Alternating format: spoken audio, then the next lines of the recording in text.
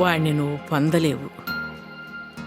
మీరిద్దరూ వాడు మిమ్మల్ని మోసం చేశాడు అని అనుకుంటున్నారు. కానీ మోసం చేసిన వాడు తప్పించుకోవాలి అని అనుకుంటాడు. కానీ సర్ది చెప్పాలని ఎందుకు అనుకుంటాడు? మగాడిని ఆడది అర్థం చేసుకున్నట్టు ఇంకెవ్వరూ అర్థం చేసుకోలేరు. ఆడదాన్ని మగాడు అర్థం చేసుకున్నట్టు ఇంకెవ్వరూ అర్థం చేసుకోరమ్మా. అర్థం చేసుకోవట్లేదు అంటే నువ్వు చెప్పాల్సిన సమయంలో చెప్పలేదు. అందుకే ఇంత గందరగోళం జరిగింది.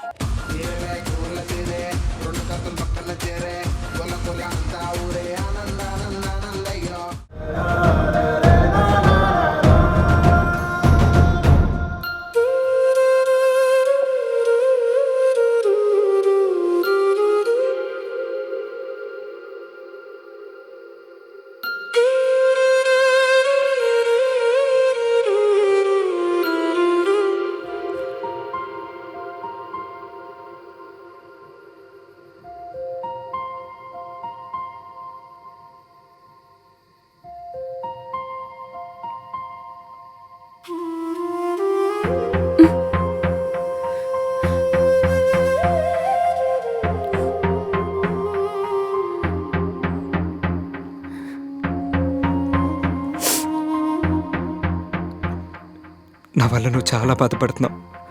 నన్ను క్షమించు మేఘా. ఇప్పుడు ఏం చేసినా మనం ఒకటి కాలేము. ఎందుకంటే నాకు పెళ్ళైపోయింది. ఒకవేళ భవిని వదిలేసి నీ దగ్గరికి వచ్చినా నీకు జరిగిన అన్యాయం కంటే పెద్ద తప్పు చేసినోడుగా మిగిలిపోతాను.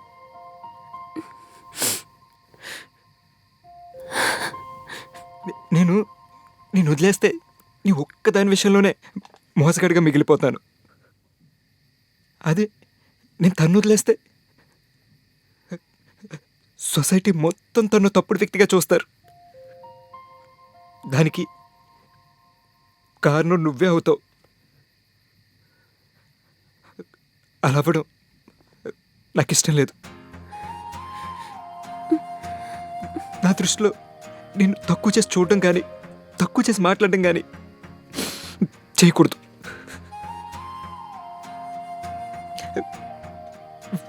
వీళ్ళందరికీ నీ గురించి నీ ప్రేమ గురించి తెలియదు కాబట్టి అలా మాట్లాడుతున్నారు. తెలిస్తే అలా మాట్లాడరు, నెత్తిని పెట్టుకుంటారు.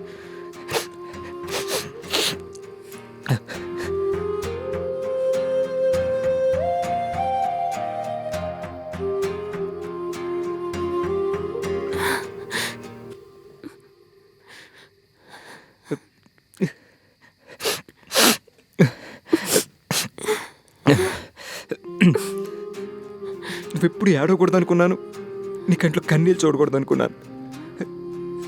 కానీ చివరికి నీ కన్నీటికి కారణం నేనే అయ్యాను. నువ్వు నా కోసం ఏడ్చినట్టు నన్ను కన్నప్పుడు మా అమ్మ పురుటి నొప్పులు ఏడ్చుంటుంది. అప్పుడు మా అమ్మని బాధ పెట్టాను, ఇప్పుడు నిన్ను బాధ పెడుతున్నాను. ఎంత నొప్పునైనా భరించే శక్తి ఆ దేవుడు మీకే ఇచ్చాడు. ఏడవలసింది నువ్వు కాదే, నేను. ఎందుకంటే నీలాంటి అమ్మాయి ప్రేమని పొందలేకపోతున్నందుకు నేను ఏడవాలి.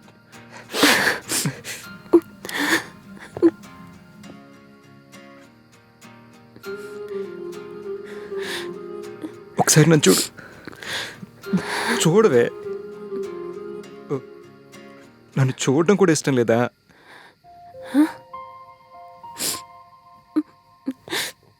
ఇన్నేళ్ళుగా ప్రేమించి నువ్వే నన్ను అర్థం చేసుకోకపోతే ఇంకెవరు అర్థం చేసుకుంటారు? నా ప్లేస్లో నువ్వు ఉంటే ఏం చేసేదానివి? నేను నమ్మొచ్చినోడిని నడి రోడ్లో వదిలేస్తావా? లేకపోతే చివరి వరకు వాళ్ళతో తోడుగా ఉంటావా? పోనీ భవి ప్లేస్లో నువ్వుంటే ఏం చేసేదానివి? నువ్వు అనొచ్చు, అంటే నేనేమైపోయినా పర్లేదా అని. నువ్వు బాగుండాలని కోరుకుంటున్నాను కాబట్టి రిక్వెస్ట్ చేస్తున్నారు. ఇప్పటివరకు జరిగిందంతా మర్చిపోయి హ్యాపీగా ఉండు. మంచి అబ్బాయిని చూసి పెళ్లి చేసుకో. మర్చిపోలేనిదే ప్రేమ. దాన్ని చేదుగా గుర్తించుకుంటే బాధగా ఉంటుంది, తీపిగా గుర్తించుకుంటే ఆనందంగా ఉంటుంది. రెండు మన చేతుల్లోనే ఉంటాయి. ప్రేమ అంటే స్వార్థమే కాదు, త్యాగం కూడా ఉంటుంది.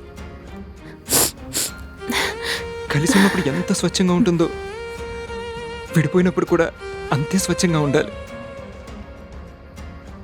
అలా ఉంటేనే అది ప్రేమ అవుతుంది. నిజమైన ప్రేమకున్న లక్షణం మనం ప్రేమించిన వారి సుఖ సంతోషాల కోసం ఏదైనా చెయ్యాలి, లేదా వాళ్ళని వదులుకోవాలి. నీ ప్లేస్లో కానీ నేనుంటే ఖచ్చితంగా హ్యాపీగా ఫీల్ అయ్యేవాడిని. ఎందుకంటే నిన్ను నాకంటే గొప్పగా ఎవ్వరూ అర్థం చేసుకోలేరు. నీ లైఫ్లో నేను ఉండకపోవచ్చు, నా లైఫ్లో నువ్వు ఉండకపోవచ్చు, కానీ మన జ్ఞాపకాల్లో నాతో నువ్వు, నీతో నేను కలిసే ఉంటాం. నిజమైన ప్రేమకు, నిస్వార్థమైన ప్రేమకు ఈ భూమి మీద చోట్లేదు. అందుకే గొప్ప గొప్ప ప్రేమ కథల్లో ప్రేమికులు అందరూ విడిపోయారు. ఇంకా మనం ఎంత చెప్పు. ప్రేమ కొందరికి వరం, మరి కొందరికి శాపం. నా ప్రేమ నీకు శాపం, నీ ప్రేమ నాకు వరం. నేను చెప్పాల్సింది చెప్పాను, తర్వాత నీ ఇష్టం.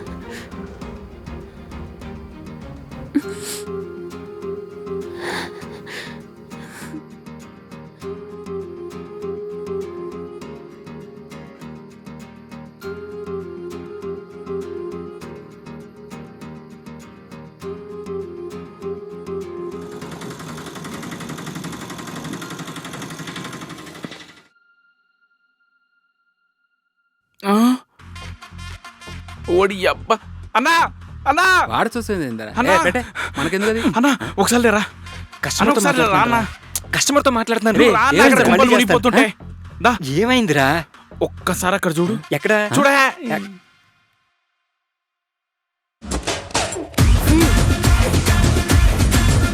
ఊరి నాయను, వీళ్ళిద్దరూ విడివిడిగా వస్తేనే హ్యాండిల్ చేయడం కష్టం అనుకుంటే ఇంకిద్దరూ కలిసి ఒకే కలర్ శారీ కట్టుకొచ్చారంటే ఇంక నా జీవితం సన్యాసమే. నేను పోతా. ఏ బావా, ఏంటే? ఒకసారి నేను చెప్పేది విను. నువ్వు చెప్పేది పక్కన పెట్టు. రాత్రే కదే మీ ఇద్దరికి నీట్గా ఎక్స్ప్లెయిన్ చేశాను, అయినా కూడా ఇలా తగులుకున్నారేంటే? ఏహే, నేను చెప్పేది వింటావా? ఏంటో చెప్పు. బావా, ఇంకా అక్క నీదే, హ్యాపీగా చూసుకో. ఏంటి? నేను విన్నది నిజమేనా? మీ ఇద్దరు పళ్ళు బయట పెట్టి నవ్వుతున్నారంటే ఇది ఖచ్చితంగా అబద్ధమే. అబద్ధమే. ఇది పక్కా పగడకలే. మేఘా, ఒక్కసారి గిల్లు. బా, దీనికి గిల్లమంటే ఇది గిల్లిందంటే ఇది పక్కా నిజమే. అసలు మీ ఇద్దరికి ఏమైంది?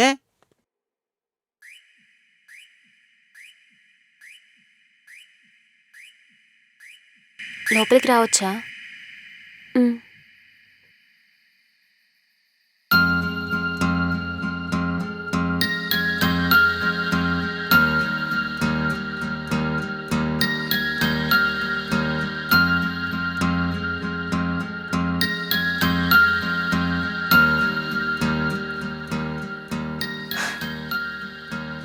సారీ మేఘా. నాకెందుకు సారీ? నేను నిన్ను అర్థం చేసుకోలేకపోయాను. నేనే నీకు సారీ చెప్పాలి. కోపంలో ఏం చేస్తున్నానో తెలియక మీ కాపురంలో చిచ్చులు పెట్టాలని చూశాను. సారీ భవ్య. ఏ అక్క అని పిలవ్వా? నేనే నిన్ను అర్థం చేసుకోలేకపోయాను. 2 నెలలకి నాకేంత కోపం వస్తే 4 ఏళ్ళ ప్రేమ నీది. నీకు కోపం రావడంలో తప్పే లేదు. అయినా నీ బాధకి నీ కోపానికి ఒక అర్థం ఉంది. నాకు తెలిసి ఆనందిని నీలా ఎవరూ ప్రేమించలేరేమో, ప్రేమించరు కూడా. ఎంత ప్రేమించినా ఏం లాభం, తనని పొందలేకపోతున్నాను కదా. ఎందుకు పొందలేవు? మీకు పెళ్ళైపోయింది. అయితే ఏమైంది? నువ్వు తను పెళ్లి చేసుకో. నేను అది చెప్దామని ఇక్కడికి వచ్చాను. ఏం మాట్లాడుతున్నావు అక్క? నేను అన్నీ ఆలోచించే చెప్తున్నా. నువ్వు తన్ని పెళ్లి చేసుకో. మరి నువ్వు?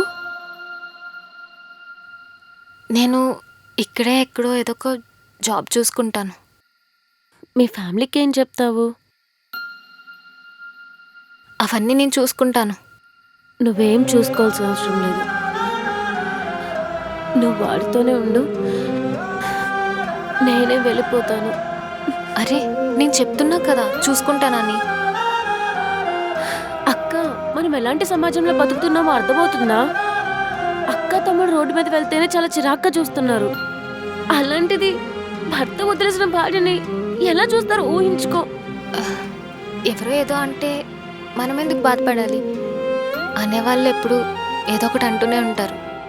అవన్నీ పట్టించుకుంటే మనం సంతోషంగా ఉండలేం. నువ్వు ఎన్ని చెప్పినా నేను వాడిని పెళ్లి చేసుకోను. ఏ ఏ అంటే నీకు పెళ్ళైపోయింది, అర్థం కావట్లేదా? అసలు తెలివి ఉండే మాట్లాడుతున్నావా?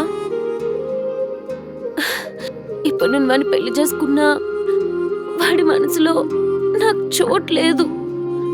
అలా కాదని పెళ్లి చేసుకున్నా వాడికి భార్యనవుతానేమో, కానీ ఒక చెల్లిగా నీకు మోసం చేసిందని అవుతాను. నీకు మోసం చేసిన గిల్ట్ ఫీలింగ్ నన్ను లైఫ్ లాంగ్ వెంటాడుతూనే ఉంటుంది. ప్రేమ కంటే పెళ్ళే 10 రెట్లు గొప్పది. అందుకే దానికి అంత వాల్యూ.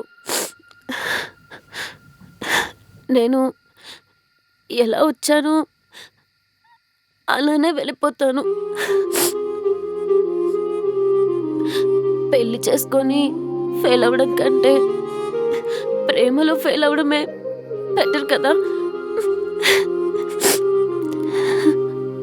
ప్రేమను పొందలేని ప్రేయసిలా మిగిలిపోతాను. మేఘా, నువ్వు అనవసరంగా ఎక్కువ ఆలోచిస్తున్నావు. ఏం కాదు, నువ్వు తను పెళ్లి చేసుకో. అక్కగా నువ్వు నా మంచిని ఎలా కోరుతున్నావో, చెల్లిగా నువ్వు హ్యాపీగా ఉండాలని నేను అంతే కోరుకుంటున్నాను. నువ్వు ఎన్ని చెప్పినా నేను వాడిని పెళ్లి చేసుకోను. రేపు నేను ఇక్కడి నుంచి వెళ్ళిపోతున్నాను. మనస్ఫూర్తిగా చెప్తున్నాను, నా మనసులో కోపం కానీ బాధ కానీ ఏమీ లేవు. నేను ఇక్కడి నుంచి చాలా హ్యాపీగానే వెళ్తున్నాను.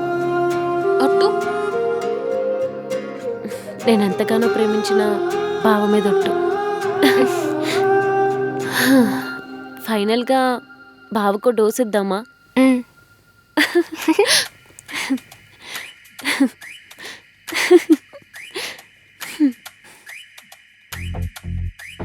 సరే బావా, అక్క జాగ్రత్త. ఇంక నేను వెళ్తాను. ఎందుకు వెళ్ళడం? ఇక్కడే ఉండిపోవచ్చుగా. కరెక్టే మేఘా, ఉండిపో. ఎలాగో నువ్వు మీ అక్క నన్ను అర్థం చేసుకుని కలిసిపోయినట్టు నేను మీ అక్క కలిసిపోయి నీకు మంచి కుర్రం చూసి పెళ్లి చేస్తాం. ఏమంటా? కరెక్టే కదరా? అప్పుడు అందరూ హ్యాపీగా ఉండొచ్చు. అంతే కదా? ఏమంటా? అంతే కదా? అంతే కదా? ఓకే. అమ్మయ్యా, ఉండిపోతుంది.